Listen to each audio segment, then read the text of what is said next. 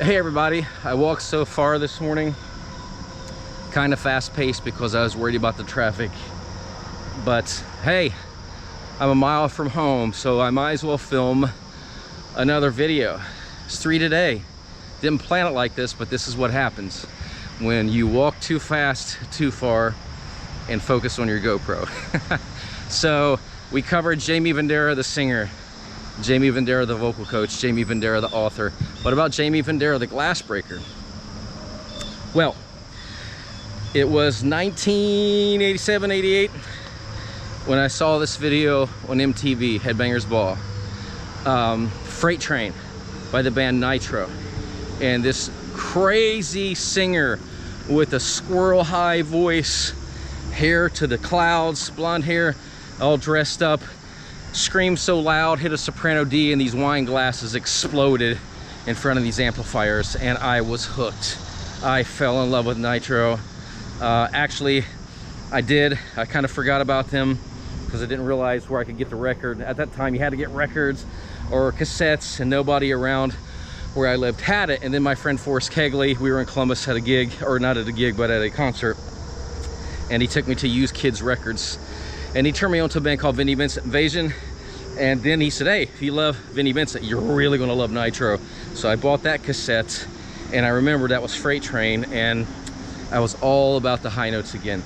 I mean, I fell absolutely bonkers over VVI and Nitro, and I always remember Jim breaking that glass. It was such a shock to the body and to my mind when I heard it and when I saw it, because you've always heard people say for years, you can shatter glass with your voice. Opera singers shatter glass. Caruso said he shattered glass with his voice, though it was never proven. Did he do it? Hey, he probably did. I mean, I'm sure a lot of people can do it. If you go to YouTube, you can see people breaking glass now with their voice. I know they learned it from me because they make the stupidest sound to make that glass crack, and nobody in their right mind will make that sound to make glass crack. I had to do it because I couldn't do it like, I mean, Jim Gillette does it. I mean, it's amazing. It's just loud and proud and powerful, and I got to sound like a moron, but hey, I made it work. I wouldn't sing that way. So fast forward, you know, Jim became my vocal coach. I had some lessons with him when he's in Nitro. We lost contact. Then I reached out to him when I started a website called The Voice Connection. I wanted to interview him. And my wife and I were out, we got home, and the phone rings. And I pick it up and hear this voice, Jaime. And my jaw hit the floor. Because Jim Gillette's the one person that always made me starstruck. I absolutely love him. I love his voice. I love his philosophy and all that he's taught me. He's been a great mentor. My wife said she knew it was Jim by the way my jaw hit the floor. We became very good friends again, stayed in contact, we talked a lot. And then in 2004, he sent me an email. He says, hey, you want to be on TV? This isn't a joke. Seriously. If you do, reply back and I'll call you. He was down in Turks and Caicos, so he had a call from a satellite phone. So he called and I was like, yeah, what are we going to do? He said, not we, you. You're going to shatter glass with your voice on Good Morning America. The MythBusters got a hold of me and they want me to do it, but you know, James and Rocco are young. I don't want to leave just to do that, but I know you can do it. I was so scared. I mean, everything inside of me said absolutely not. I was in pure fear. I've been wanting to shatter glass 88, 98. That was like 15, 16 years I've desired to shatter a wine glass with my voice. And here Jim just telling me, you're going to be on TV and you're going to shatter glass with your voice, though you've never done it before in your life. He could hear my reluctance, even though I said, yeah, I'll do it. He said, hit a high note, hit me an E. So I hit an E5. He's like, ah, you got this. And you got me in your back pocket. I want to teach you. So the MythBusters sent me a bunch of glasses, an amplifier. I practiced. I learned it with an amp, and it was easy. After I got over the nervousness, and Jim taught me. We went and did the show, and they were so impressed because the average opera singer that tried out for that show, and there's about 20 of them, was maybe correctly around 85 decibels at a meter. You know, when Dr. Roger Schwinke from Meyer Sound was testing them. Roger came to me and he says, Jaime, do you know how loud you are? I said, I don't know.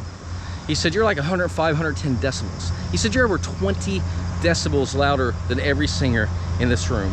That is insane. So we did the show, and we picked a an opera singer to be like my contestant. Genevieve, I think it was Christensen, I can't remember, it's been so long ago. So we practiced that morning, and I'm telling you what, I had a rough time. During rehearsal, I really wasn't warmed up. They weren't shattering for me. Genevieve said, look, just cool down, you know, calm down, you got it, you'll get it. And when we went to do the show, I'm gonna be honest, I was in the bathroom, I was so nervous, and I was doing hundreds of lip bubbles, constantly, for hours, because I was so nervous. And I'm in the bathroom, and I got nervous, I looked in the mirror, and I prayed. Not to get all religious on you, but I prayed. I'm like, God, I'm so nervous. Let me make this. And this voice said, and do good for Genevieve too. And this voice said, it's your time. It's not hers. It's your time. I said, no, no, no. I thought it was my ego. I'm like, no, I want her to do amazing. I want to do amazing. And that voice says, it's your time. And so I let it go. I could see Good Morning America in my mind. And we went out, and Genevieve got to go first. And on her behalf, during rehearsal, she did an amazing job. She was phenomenal. She shattered 3 or 4 wine glasses like it was nothing with an amplifier. So I trained her as a coach. I trained her really well the day before.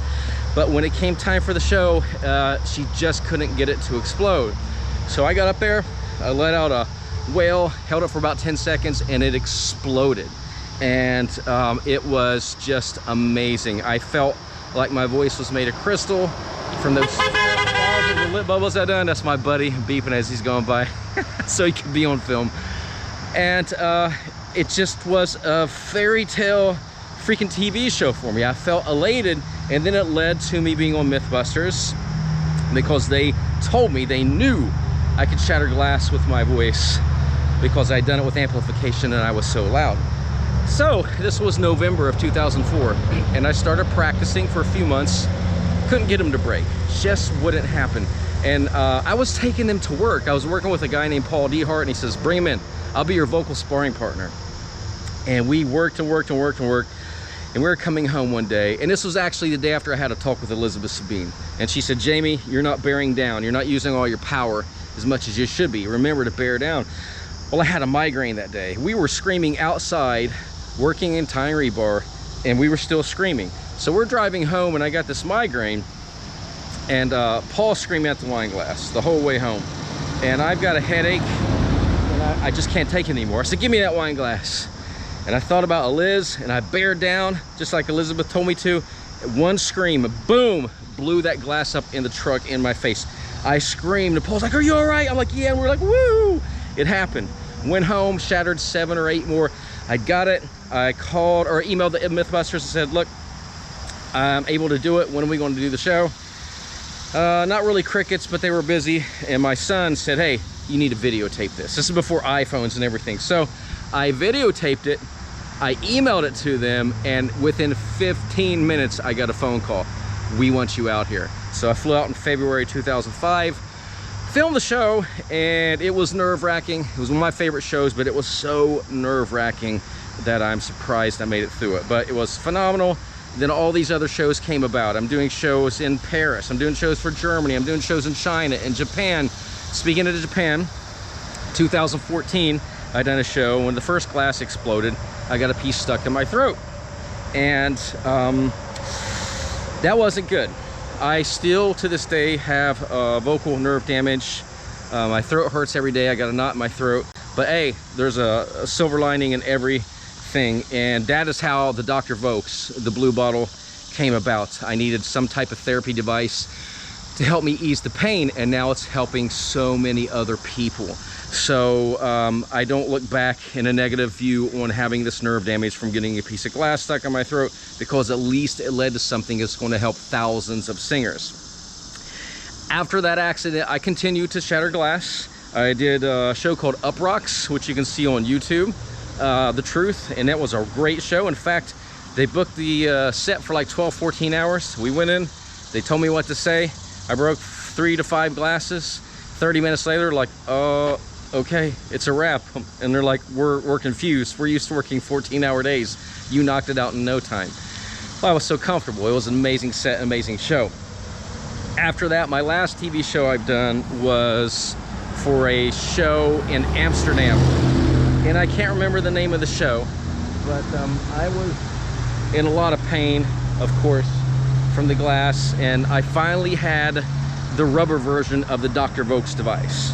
If you go to drvokes.us, that's the site where we sell the blue bottle. If you go to drvokes.com, you see the glass version, which is what they sent me, and then I pushed them to make a rubber and a version of the top and a plastic bottle so that I wouldn't shatter. I made the joke that I would shatter it like a wine glass. And that was the first show in Amsterdam, and my last show, where I was actually able to take the Vokes, the pocket Vokes, with me, and I forgot it there. That's why I tell people to order several. But I used it on that show, and it was one of the most phenomenal TV shows I've ever done. If I look back, my favorite have been MythBusters. There was a live show in China we did, Up Rocks, The Truth, and the show in Amsterdam. Those are probably my 4 favorite shows.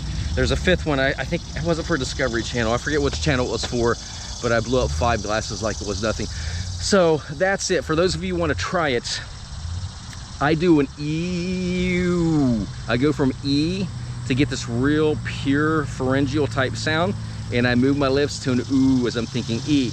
To get the glass to break, you gotta have 2 things. You gotta be really loud, for one, at least 105, 110 decibels, and I'm much louder than that. And you have to hit the exact frequency. If you're extremely loud, but you're just like 0.1 cents off on the frequency, hertz off of it, you are not going to shatter it. But if the glass is 584.2 hertz and you're dead on, but you're just not loud enough, it's not going to shatter. They both must align up for that glass to shatter. If you're going to try this, please wear glasses. I've tried it with like pantyhose and like a mic protector in front of me, a windscreen, and I haven't been able to get them to shatter that way. I usually got to be anywhere from 4 to 6 inches from the glass, and I can't have anything in front of my face, which is why I really don't shatter them anymore. The last one I shattered was for James LeBree's birthday. They were putting a video series together for him, so I shattered one really quick. I'll probably stick that on Instagram before long so you can see it. But that's it. Volume, frequency, and you got to be nuts. You got to be crazy enough to make that stupid sound that I do. Unless you're as cool as Jim Gillette and you can do it sounding like rock and roll, then more power to you. If you shatter glass, please send me your videos. I definitely want to see you do it. I'd be proud of you. Just please protect your mouth and face the best you can. I'm not responsible. It is very dangerous. Look at me, I got nerve damage, and I don't want that to happen to you. So that's how I became a glass breaker after all those years of being a super fan of Nitro, and I owe it all to Jim and Gillette, and of course Elizabeth Sabine.